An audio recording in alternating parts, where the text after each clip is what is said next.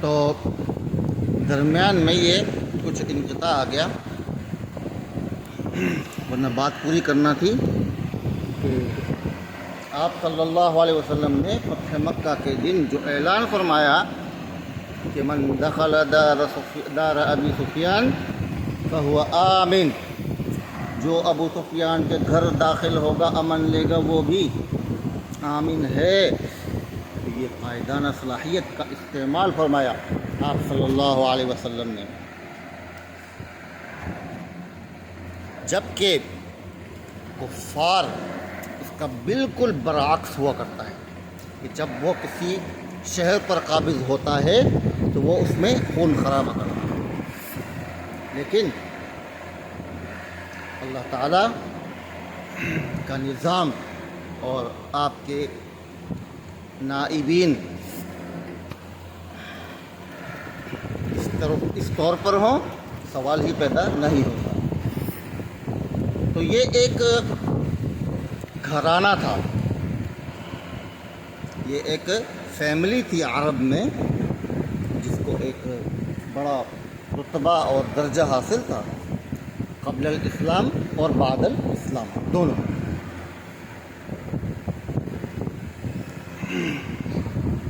تو ابو سفیان اور ہندا ان دونوں کا نسب اگر آپ دیکھیں تو عبد مناف یہاں پر رسول اللہ صلی اللہ علیہ وسلم سے ان کا نسب مل جاتا ہے۔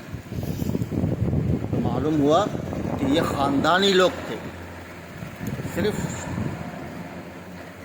سردار نہیں بلکہ عالی نسب والے بھی تھے، سمجھے؟ بنو ہاشم بنو امیہ یہ ٹکر کے خاندان تھے، یہ ایک زمانے سے ایک سلسلہ چلا آ رہا ہے، اور آپ کی کوئی اوقات نہیں، کوئی حیثیت نہیں کہ ان جیسے لوگوں کا نام بھی اپنی زبان پر لائیں، ان کا ذکر برے انداز سے کرنا تو بہت دور کی بات ہے، اوقات ہی نہیں آپ سمجھے؟ اتنا بڑا درجہ ہے۔ ہم علماء مسلمانوں کے سینوں کے اندر صحابہ کرام سے متعلق اور سیدنا معاویہ اور ان کے پورے خاندان سے متعلق ما سوا یزید کے یزید کے بہت احترام کرتے ہیں، اور ذرہ برابر موت تک انشاءاللہ کسی صحابی رسول صلی اللہ علیہ وسلم سے متعلق ہمارے دلوں کے اندر کوئی ذرہ برابر بات آ جائے سوال پیدا نہیں ہوتا۔ اور جو لوگ ان کی مجالس اختیار کرتے ہیں، میں آپ لوگوں کو پھر تنبیہ کرنا چاہوں گا کہ خدا را ان لوگوں سے دور بھاگیں، جسے شیطان اعوذ باللہ سے دور بھاگتا ہے، سمجھ رہے ہیں؟ کیونکہ یہ علوم ایسے حاصل نہیں ہوتے ہیں میرے بھائی خود پڑھنے سے، سمجھے؟ یہ بیوقوف بنا رہے ہیں آپ لوگوں کو، یہ سینہ بسینہ انتقال کا نام ہے، یہ علوم ہوتا ہی اس طرح ہے، ٹھیک ہے نا؟ بچہ کیسے پیدا ہوگا؟ باتوں سے کوئی بچہ پیدا کرتا ہے؟ بتائیے مجھے، کوئی باتوں سے بچہ پیدا کر سکتا ہے؟ نہیں کر سکتا۔ اس کے لیے کیا کرنا پڑتا ہے سب کو معلوم ہے، صحیح نا؟ بالکل اسی طرح علوم کے اندر کوئی عالم یا علامہ بنے گا تو اس کے لیے اس کو شرف تلمس کرنا پڑے گا، اس کے علاوہ کوئی دوسرا راستہ ہو سوال پیدا نہیں ہو، صحیح؟ تو ایسے جھوٹے کذاب اور دجال یہ انجینئر اور غامدی جیسے لوگوں کو آپ اپنی چپلوں کی طرف اپنے ہاتھوں کو بڑھا دیجئے، انشاءاللہ کل ابتدا کی جائے گی اور پھر آپ ان کے سروں پر ماریے گا بإذن اللہ تعالی۔ اللہ کا دین یہ بلند ہو کر رہنے والا ہے انشاءاللہ۔ اس کے بعد سفیان ابن الحرب، ان کے والد کا نام تھا حرب کے بندے، ابو سفیان قائدانہ صلاحیت رکھتے تھے، ایسے عالی مرتبت اور شان والے انسان تھے کہ آپ جیسے 2 ٹکے کے لوگ کوئی حیثیت ہی نہیں رکھتے ہیں ان سے متعلق کوئی بات کریں. آپ ان کے جاہلیت کے دور سے متعلق بات کرنے کی حیثیت نہیں رکھتے ہیں. اس سے آگے میں اور کیا کہوں؟ یعنی ان کا قبل الاسلام جو حال تھا نا، اس کے متعلق آپ کی زبان اچھی نہیں لگے گی ہمیں کہ آپ اس پر کوئی تبصرہ کریں. آپ ان کے اسلام پر چلے ہیں باتیں کریں. شرم کیجیے.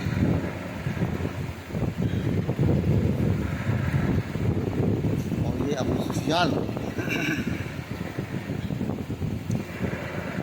ان کا بھی نسب آگے جا کر آپ صلی اللہ علیہ وسلم سے مل جاتا ہے.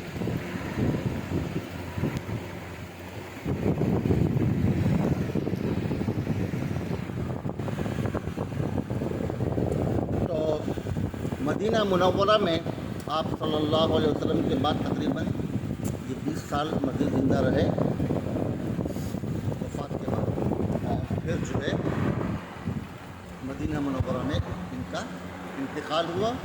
اور آپ کی جو زوجہ ہند بنت عتبہ، ان کا سیدنا عمر فاروق کے دور میں انتقال ہوا. اور یہ ایمان کے ساتھ اس دنیا سے صحابہ اور صحابیت کا شرف لے کر اور آپ ان لوگوں سے متعلق کوئی گنجائش نہیں رکھتے ہیں کہ کلام کریں. چھوٹا منہ بڑی بات. تو اب باقی رہتے ہیں سیدنا معاویہ. اس پر انشاءاللہ ذرا ایک تفصیلی بیان کروں گا انشاءاللہ، تاکہ یہ الجھی ہوئی رسیاں جو ہیں اس کے بل ختم ہو جائیں. ہر ایک اپنا معیار اور اپنا اسلام ایمان سب پرکھ لیں. سیدنا معاویہ سے متعلق انشاءاللہ ایک تفصیل کے ساتھ بیان کیا جائے. لیکن میں ایک بات کروں گا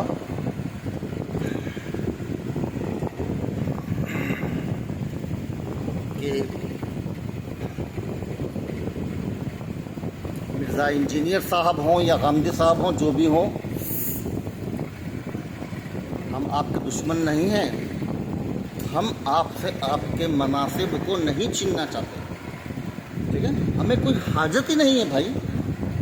ہمیں کیا ضرورت پڑی ہے کہ ہم آپ سے متعلق کوئی بات کہیں یا کریں.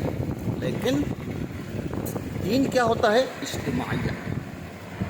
وہ اجتماعی ہوتا ہے، اس میں اشتراک ہوتا ہے، اور اشتراک کے لیے مناسبت اور علاقہ ہونا یہ لازم ہے. تو جو علاقہ آپ کو حاصل ہے وہ ہمیں بھی ہے، جو علاقہ غامدی کو ہے وہ ہمیں بھی ہے. بات سمجھیں؟ تو اب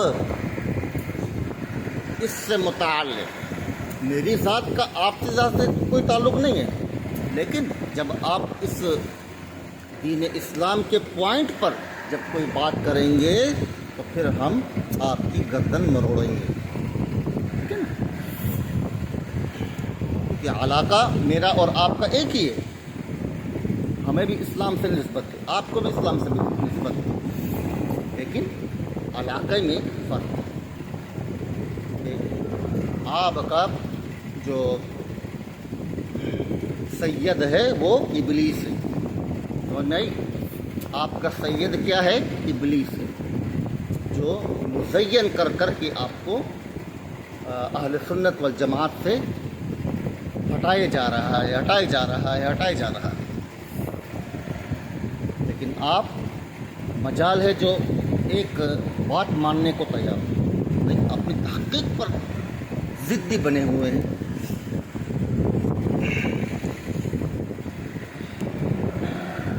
تو اب اپنا محاسبہ کیجئے جب ایک صحابی نے آپ صلی اللہ علیہ وسلم سے پوچھا یا رسول اللہ گناہ کس کو کہتے ہیں؟ مال اسم الاسم ما حاق في الصدر وكرهت ان يطلع عليه الناس، کہ گناہ اس چیز کا نام ہے کہ جو آپ کے دل میں کھٹکتا رہے اور آپ کو برا محسوس ہو کہ کوئی اس پر مطلع ہو۔ اب اپنے قلوب کو ذرا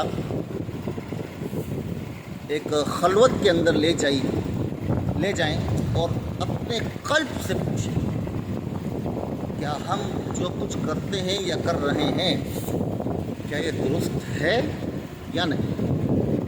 کیونکہ لوگ تماشا ہے نا، لوگ کیا کرتے ہیں؟ صرف اور صرف تماشا کرتے ہیں۔ ٹھیک ہے، ایک آدمی مرتا ہے تو تماشا کر کے اس کو دفنا دیتے ہیں، صحیح ہے، اس کے علاوہ کچھ نہیں کرتے۔ یہ تماشا سے مراد میری یہ ہے کہ لوگوں کا کام اتنا ہی ہے بھائی کہ آپ زندہ رہے تو آپ کو نہلا دھولا کر کفن پہنا کر آپ کو زمین کے حوالے کر دینا، انا للہ و انا الیہ راجعون، منہا خلقناکم وفیہا نعیدکم ومنہا نخرجکم تارۃ اخری۔ لوگوں کا معاملہ کیا ہوتا ہے؟ تماشا سے متعلق ہوتا ہے۔ اصل تو سفر کس نے کرنا ہے؟ آپ نے اور میں نے کرنا ہے۔ اس لیے آنکھیں کھول دیجئے اور ایسی گمراہی اور بدنصیبی اور بے بصیرت کے ساتھ زندگی کو مت گزاریں کہ بعد میں پھر کف افسوس ملیں اور حصول کچھ بھی نہ ہو۔ اس لیے ذرا اہتمام کیجیے۔ آج کل تو حالات ایسے ہو چکے ہیں کہ بس سمجھ سے باہر اتر ہے کہ کیا ہو رہا ہے یا کیا ہونے والا ہے، واللہ اعلم۔ لیکن ایک پیغام ہے سب انسانیت کے لیے کہ خدا را یہ آٹے اور چینی کا بھاؤ کرنا چھوڑو، آٹے اور چینی کا بھاؤ کرنا چھوڑ دو۔ وما من دابۃ فی الارض الا علی اللہ رب کریم کا ایک ایسا دعویٰ ہے اور وعدہ ہے کہ میں اس کی گہرائی میں جب جاتا ہوں تو حیران ہو جاتا ہوں، میرے پاس الفاظ نہیں ہیں کہ میں اس کی تفسیر کر سکوں۔ لیکن الا علی اللہ رزقھا کے ذیل کے اندر وہ سب کچھ آ گیا ہے جو بیان کیا امام غزالی نے کہ اگر گندم کا ایک دانہ 1000 کا دینار کا ہو جائے تب بھی مجھے کوئی فکر نہیں۔ کیوں؟ کیونکہ میرے ذمہ میں جو کام اللہ نے لگایا ہے میں وہ کروں گا اور وہ اس کے ذمہ ہے جو چاہے جس کے ساتھ کرے۔ تو یہ بھاؤ کرنا چھوڑ دیجئے اور ان کاموں میں لگ جائیے جس کا اللہ نے مجھے آپ کو مکلف بنایا ہے۔ خود بخود معاملات درست ہو جائیں، ٹھیک ہے، خود بخود معاملات درست ہو جائیں، کوئی کمی بیشی کچھ نہیں رہی، سب کچھ درست ہو جاتا ہے جب میں اور آپ درست ہو جائیں۔ یہ معاملہ اسی طرح چلتا رہے گا اگر آپ اور میں درست نہ ہو۔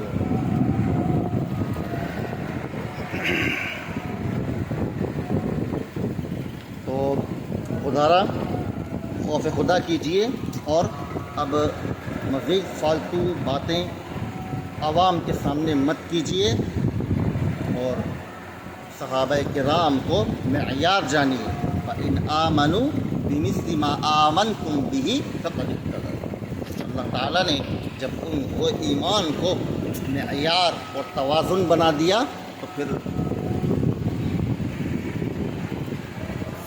کیا آپ تو کیا میں کوئی حیثیت باقی نہیں ہوگی۔ اس لیے اللہ تعالیٰ کے دربار میں باتوں سے آپ یو ٹرن لیجیے، یو ٹرن، ٹھیک ہے نا، استغفار کیجیے، کہ یہ بڑی عالی شان قسم کے لوگ ہیں، ان کے بارے میں کلام کرنا میرے آپ کا کام نہیں ہے، مناسبت بنتی ہی نہیں ہے میرے بھائی، سمجھے نا۔ اور جو چیز عقل سے بڑی ہوتی ہے نا، تو پھر اس پر کیا کہا جائے، بس آنکھیں نیچے کر کے خاموشی اختیار کیجیے، بس اس کے سوا کچھ نہیں، اور یہی تقاضا ہے۔ باقی رہ گئے سیدنا معاویہ، ان سے متعلق بھی انشاءاللہ بات ہم پیش کریں گے۔ ہمارے بعض احباب کی چند باتیں نظر سے گزری، مجھے بڑا افسوس ہوتا ہے یار کہ جب اپنے لوگ بھی کفر کا ساتھ دینے لگیں تو مجھے بڑا تعجب اور حیرانگی ہوتی ہے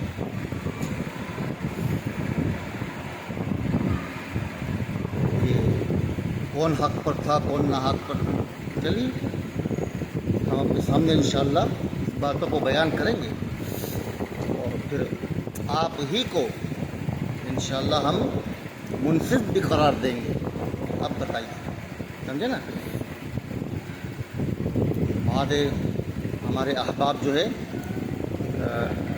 اتحاد اور اتفاق کے چکر میں کچھ آگے پیچھے ہو جاتے ہیں، لیکن میں خیر یہ تو ہمارے اکابر ہیں، ہمارے احباب ہیں، ہم تو ان کی بات سے کوئی اختلاف نہیں رکھتے، اور نہ ہی ہمارے اندر اتنی کوئی جرت ہے، لیکن مجھے بہرحال افسوس بہت ہوتا ہے کہ جب ہاں میں ہاں ملائی جائے۔